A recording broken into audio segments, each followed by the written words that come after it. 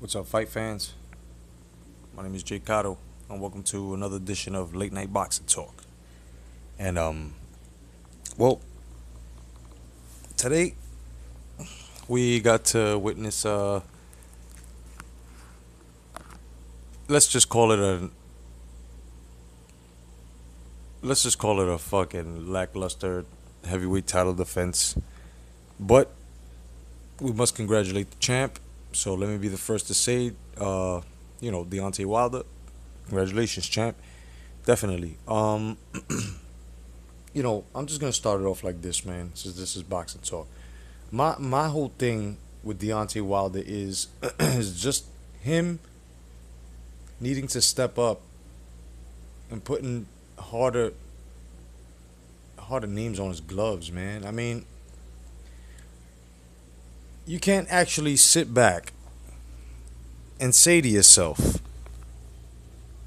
he's fighting who he needs to fight. I mean, Ariola wasn't even ranked, dog. He could have went. He had other options, B. I mean, come on, guys. You know what I mean? And this is what gets me about Wilder. Now, let me just state this for these fucking race baiters. You know, it has nothing to do with race. You know what I mean? I'm very proud and I'm very happy that an African American is holding the championship and defending it, and he's doing a great job. But when it comes to quality, you know what I mean? It's gonna get harder. I mean, everybody saw the shot that Ariola landed, right? And imagine if that would have been, let's just say, a not positive testing Povetkin, but a healthy Povetkin, and he would have landed that shot, man. Just think about that. Think about if that would have been, let's say, in the future, an Anthony Joshua or a fucking King Kong Ortiz landing that shot. I mean, the reason why Joshua is liked, like I stated in the last, video that I made. Listen, guys, Anthony Joshua is very humble. And it's this statement that I'm going to repeat that he said verbatim that gets him the respect within the sport. Okay? And his statement was that he said, I am a prospect who happens to be a heavyweight champion, and I am still learning as I go. Now, that's something where we can actually say no doubt. I can only expect what he's going to do and nothing more. See, but now I can understand the victory talk, but victory talk can also be humble. And he beat a diminished Chris Ariola, not taking nothing away from Deontay Wilder. Once again, I'm just stating that he had other options, and when you talk like you just finished fighting a Joshua or an Ortiz or someone in that caliber who can actually give you a fucking fight within the heavyweight division, this is where you have to look at, Deontay Wilder and say, man, you're talking like you slayed a fucking dragon when all you did was slay a fucking lion. And you know what I mean? You have to be a little bit more humble and not talk so much that way. Because and then us fans, your fans, his fans, are going to expect more from him. And then they're going to open their eyes and then they're going to say, okay, hold up. But I will, because there are biased fans that within that division, they're going to want, if they're Wilder fans, they're going to want Wilder to fuck the other dude up, whoever it is. Let's just say a King Kong Ortiz, right? And as much as I feel that they're protecting him, unless he retires within the next 2 years or some shit, or not even by next year or something, let's just say, even though I don't want him to, I would love to see him, still out there defending his title. and competing to for unification. But I'm just saying, just just imagine, bro, if he would have.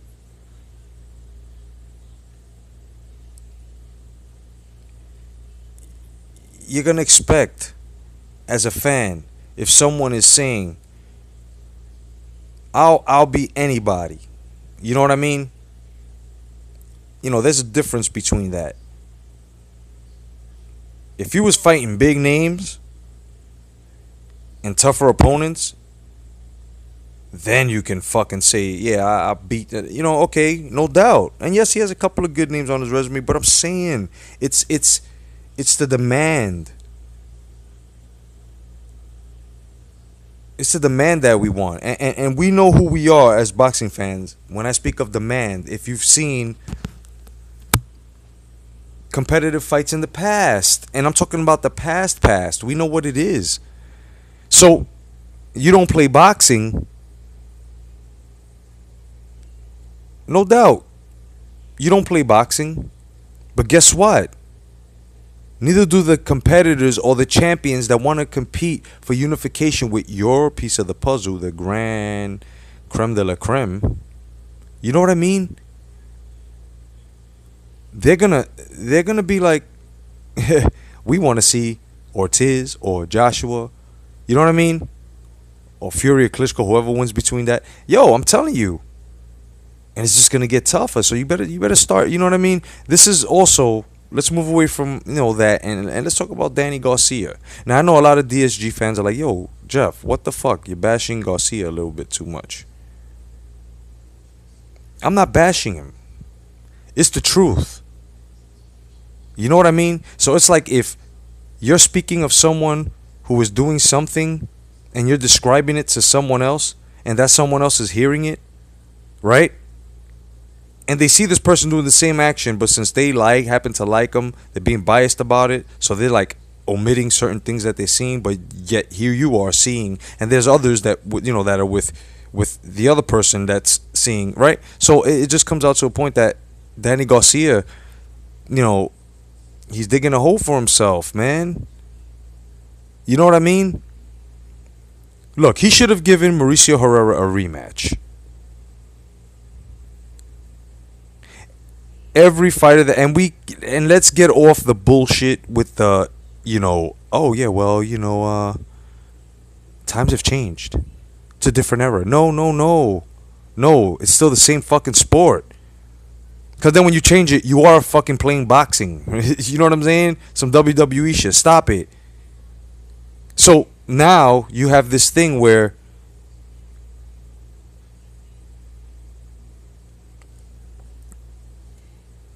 Danny Garcia should have given Herrera a rematch.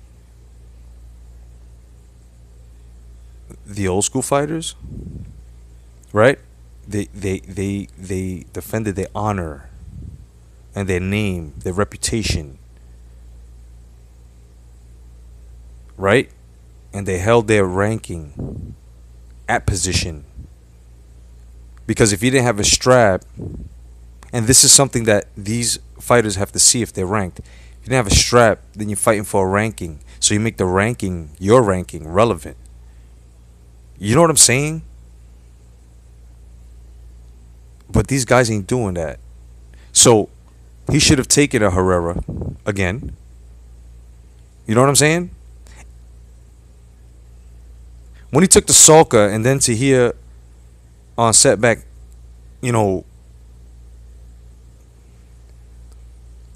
or was it setback? Yeah, it was setback. It was on other boxing venues as well because there were other cameras. And when Angel Garcia came out and said, "Well, that's what Sokas are for," when he was asked about, what I'm saying, making legacy and going for whatever the glory or whatever, and there's a bank account he came out with and all that shit. And yeah, they have to compensate. They have to make money.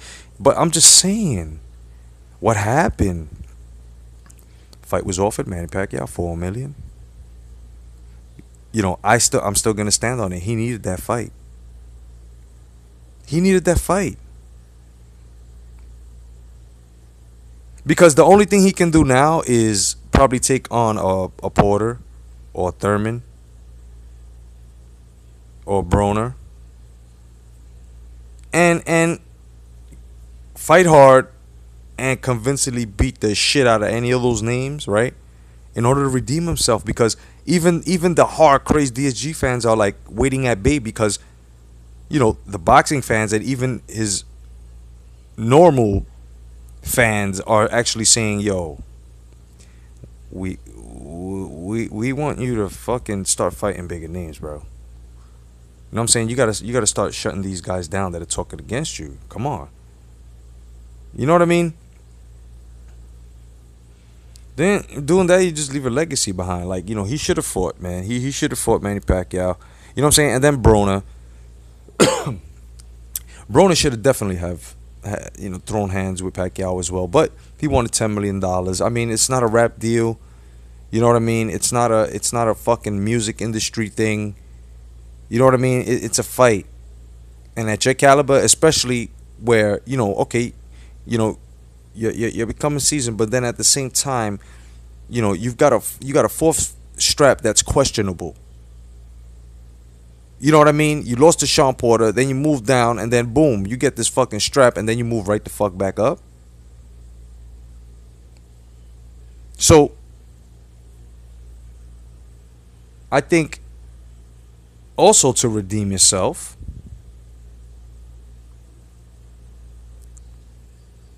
to the employers, the fight fans, us, I think that the best thing that could have came out of this was Adrian Broner taking the Manny Pacquiao fight, especially for $4 million. Because no matter what anybody says, you know what I'm saying, even if Garcia did make against Matisse 2.5 or something like that, 4 million, they probably could have went 5 if they would have pushed that. You know what I'm saying? But and you mean to tell me, that it wasn't worth it, bro? That's a career high payday, and after that, possibly more could have come, and you probably could have went for bonus or something like that, or signed for some shit, because the pay-per-view numbers would have been high simply because of the casual model. And I'm stating, and so people know what the fuck they're talking about. You know what I'm saying? That PBC has no idea about the pay-per-view model. And if Danny Garcia would have seen the 4 mil or 5, if they would have pushed it, and something else on that, yo, dude, psh. You know what I mean? And especially, let's just say, because it's boxing, we just don't know what the fuck would happen. We make a lot of predictions and assumptions, but let's just say it would have landed in a fucking draw, bro. You don't think Pacquiao Garcia 2 would have been on the fucking line? Because Pacquiao's not finished. I mean, he could be called Grandpa Pacquiao because he's elite. He's graduated, no doubt. Alumni, no doubt. But I'm just saying, bro. I'm just saying, guys, fight fans, if it would have landed on a draw, it would have made even more money. Then he could have went for it. You feel what I'm saying? But you got to fight for it, man. You got to clear your name off the table of this bullshit. I feel like the fucking priest in The Exorcist, bro. And you guys are the fucking, you know what I'm saying, the sidekick priest. And we're like, you know what I'm saying, the power of Christ compels you. You know what I'm saying? Not to perform any blasphemy on the name of the Lord, but I'm just saying, you know what I mean? So we're just like, the power of the sport compels you. The power of the sport compels you. We gotta clean this shit out of the fucking system of the sport. That's why I was YouTubing earlier, and man, I gotta give James Toney his props, man.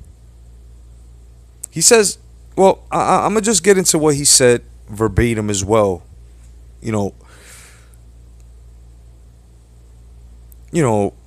Man, James Toney, he called Shannon Briggs a fucking chump several times in the interview, early setback or whatever. He called him a fucking chump, and he also went on with other boxers and shit. He says that Tyson Fury would lose to David Haye, and says that Joshua is a very strong fighter. He also says that he has 2 fights left in him, man, and he wants Roy Jones. He wants a Roy Jones Jr. rematch. I know, guys, I know. And he says he wants to fight anyone at heavyweight. He dropped some, some, should I say, past knowledge, some experience, he dropped the jewel and said that when he sparred Klitschko in '96, for the, for those of you guys that didn't know, he dropped him 2 times, man, in sparring. You know what I mean? And says no fighter in the U.S. is taking over from what he sees, and says him and Wilder would to him would be an easier fight than he had in the past against Jurov. Oh man, you know what I'm saying? You see, this is why I love James Tunney. The he's 76 wins. Listen, Ted lost. Listen, also says that Wilder would go to jail for fighting Klitschko because he basically sees it as a fucking murder. You know what I mean? He says some things that we can all disagree with on him. But I feel with his experience and the way he's fought and the way he's gotten middleweight title all the way to heavyweight division, it's like, the man is nice, man. He's a Hall of Famer. He's a fucking legend. Now let's talk a little bit about Rigondeaux, man. I mean, I feel sorry for the man. A lot of people are saying he dug Loma. People tend to forget how many motherfuckers ducked Rigo and how the politics stripped him because they held and they allowed other motherfuckers to duck him, so he wouldn't be able to have that title because of the default of title defenses. But yet these organizations ain't pushing the rankings. See that fight fans? These sanctioning bodies ain't putting their motherfucking ranking system. Because had they pushed the ranking system, Rigondeaux would be fighting rank number 1 and then rank number 2 or 2 fight. You feel what I'm saying? Shit like this would have happened. But then when you don't push that, what happens? Looking for big names ducking too, what happens? See, you fucking guys are biased because the same things happen in GGG. And you fucking GGG guys that you're downing Rigo, but he's going through the same thing. And Lomachenko is starting to go through the same thing. These fighters that want legacy, unifications, they love fucking competitiveness. This is what's happening. I've been saying this a long time ago. Check the video history, guys. They're shelving them to put a fucking cereal box fighter in the sport to their standards, the suits and ties. But there's a voice. You know what I'm saying? This is what's happening to Rigondeaux and many others. And you guys got to stop fighting with, and unite and see, this is what's happening. Because he just finished calling Loma out about, 3 days ago in the fucking weigh-in in an interview. You know what I'm saying? That fight will be made possibly in late December, in early January. It's been talked about. You know what I'm saying? You guys and certain guys, and I can't say names because then fucking Twinkies would be fucking swollen. But you know what I mean? This fight will be made. The thing here is, it's going to take time. Because if Loma is title defense now, he does what he got to do. And Rigo just finished doing what he has to do. Like I said, late December, depending the time and when's the next time Loma's fighting and shit. If he's not going to fight in between that, then I guess they both had their little title fight, and they're going to go and they're going to fight. And possibly at 124, 125 catchweight, who knows. And that's it. Those that are doubting it, they don't want the fight to happen. But it's been talked about. Do the research. I did. I won't be talking shit. I never talk shit and you guys didn't look it up and it wasn't true, right? So what the fuck is wrong with you if you do follow me? Because a lot of guys claim that they follow me and they defend me and shit. But then when they talking about it, they don't fucking see, because I done bled that shit out, the information to you guys. So when you're talking to fucking me and I'm telling you about it again, you didn't pay attention. So what the fuck? Anyway, let's get off that. But this is what's happening to Rigondeaux, man. And people have to stop being biased, and they have to stop it, man. They just have to stop it. You know what I mean? This is happening to our fighters, and I'm scared that it might happen to Terrence Crawford, man. You know what I mean? Because two things may happen to Terrence Crawford. Because I know when he beats Postal, it just might get to a point where they're either going to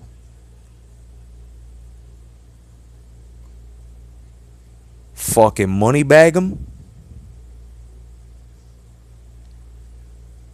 depending how he speaks, depending how he uses his head, depending how he defends himself within the politics and his team around him. They're gonna money bag him, or they're gonna shelve him like they're doing with everyone else. You know what I mean? And I think that this is the reason why a lot of these big call outs and then the fights don't happen is happening because then when they make themselves and they put themselves in a negative spotlight, it makes them relevant. You get it? It makes it's a psychological thing, guys. It makes us, the fight fans, so furious that we want to see this person, whoever he's fighting, and we're pressing the luck button here. You know what I'm saying? Oh man, I hope this guy fucks this dude up, man, because this motherfucker promised us a fight, he didn't. Oh, this guy fucking ducking. You see what I'm saying? Mayweather 101, guys. Mayweather 101. So you got to look at these things, man. Don't worry, J.Cotto, your boy is on your side. I'm just saying, these things are happening. You know, it's a cause and effect thing. This is why I don't even get into fucking arguments anymore. I just say let our fighters basically meet. And when they meet, they'll do the talking. You know what I'm saying? They'll do the fucking talking.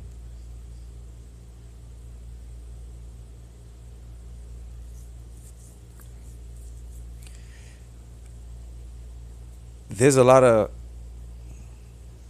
questions going around with the Crawford and Postol match. Now, I'm not going to lie, man. This is going to be a great fucking fight.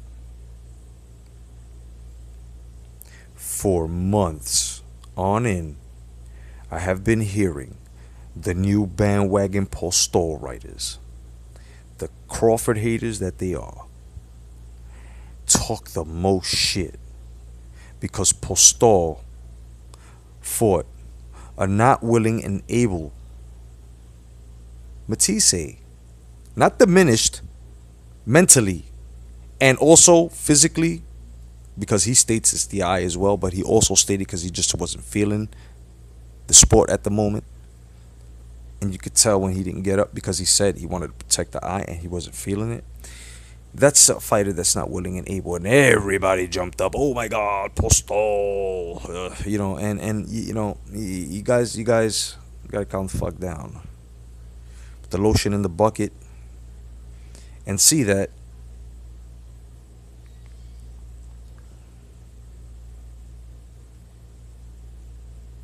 Postol's a hard hitter. He's got pretty good footwork. But he's not fucking with Bud, man. Baby Hearns has too much craft. Okay? First of all, the young man takes his time and he feels you out. Now, that may be dangerous because Postol has that power where one shot could Amir Khan an opponent. You know what I'm saying? But Terrence has chin. Postol's last fight was Matisse. Not willing and able Matisse. And injured and very careful and cautious Matisse. So Postol hardly caught willing shots. So in this fight, you have a young man who's willing and able, and has power. And the most dangerous weapon he has in his arsenal is being ambidextrous. See, Tito Trinidad hit hard with both hands, right? But Terrence Crawford, Baby Hearns, he switches up on you and can fight from both sides. Multi-dimensional fighter. Very fucking dangerous. Postol and everyone before him, meaning who have met Terrence Crawford in ring, man, they all fell. Now I'm not going to bash Postol at all, because Postol is a hard fighter himself. He's got height on him. He's got range. Great fucking opening jab. But now, his footwork. And I noticed something on Postol that a blinding uppercut. Very susceptible to that. You know, I just have to say that this fight is going to be very, very, very, very action personified. I think everyone should drop their money on this on pay-per-view. Keep the pay-per-view model alive. You know what I mean? Let's give these gentlemen an echelon of reach, man. Let's give these gentlemen something, because the pay-per-view model is what it was, and it's not fair that one fighter who became the shit to most, you know, took it, shitted on it, along with another one, you know what I mean, and tried to destroy it, so other guys couldn't fucking do that. So now they just want a television model and give these guys, no, fuck that. And then you cut yourself short from fucking money, you know what I mean? And of course, you know, gaining more fans. So the pay-per-view model must stay alive, because that's a goal. That's the goal. To fight for a strap in front of the world. You can't really do that on TV, because TV, most of it won't go international. Am I right or wrong? I mean, think about it. So if you keep the pay-per-view model alive, that goes everywhere. So we need this, man. We need the pay-per-view model to stay alive until there's one fighter out there that can do what Muhammad Ali did in his time. And it's not only because there wasn't no such thing as fucking pay-per-view, because there was closed circuit, and the attention was on him and on television, you know what I mean, because he was that type of special. So wherever he went, the media followed. Now in social media, it's going to be very hard. It's like a needle in the fucking haystack. So once you get to that point, like Oscar De La Hoya, Tito Trinidad, I mean, the greats, man, they fought all the way to the pay-per-view model. That's what the fuck it's about. Not TV. You know what I'm saying? Not TV. Pay-per-view models also makes great events, man, for boxing.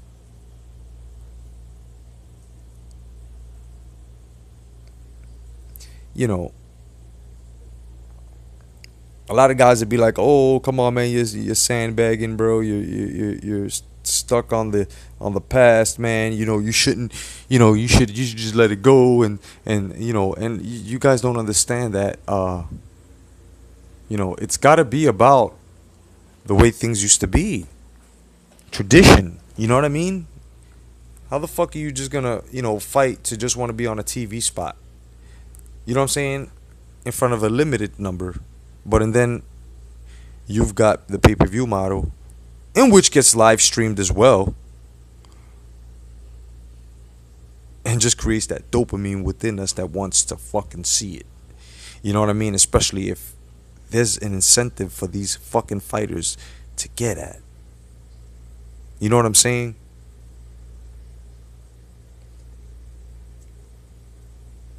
Went from cable to the pay-per-view model. It was always like, you know what I mean? Before that contender went for the strap, he fought the other contender, right? Before he went for the champion. And it would be on cable. And then you had the champion making that title defense for the main event, right? So then, see, boxing had its own fucking storyline naturally. Then, on the pay-per-view model, that contender that was on the undercard meets the fucking champion. Am I right or fucking wrong here, guys? Don't make me fucking use the Skywalker special. Put this shit away, man. I'm just saying that the pay-per-view model is the incentive. It's the platform. It's the creme de la creme. It's where the big boys beat. Ooh, yeah. You know what I'm saying? That's where I, Mike Tyson, was knocking motherfuckers out and making millions of dollars. That's right. I was really getting at people. I was destroying guys left and right. Me and Cuss and Kevin. We was doing our thing. You know what I'm saying? So, gotta understand, bro. On the pay-per-view model, history was made too. I thought I gave him a boxing lesson. I don't know. I thought I gave him a boxing lesson. Remember that shit? Come on, guys.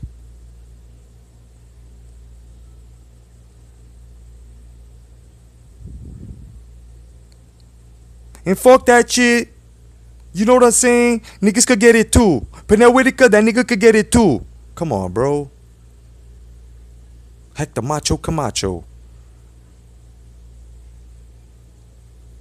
This is why boxing has to stay alive and left alone without fucking this up with politics and shit.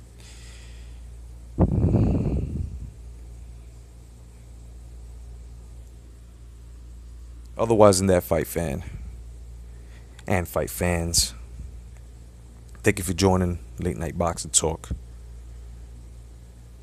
I'm your motherfucking boy, J.Cotto. God bless. Stay vigilant. Peace.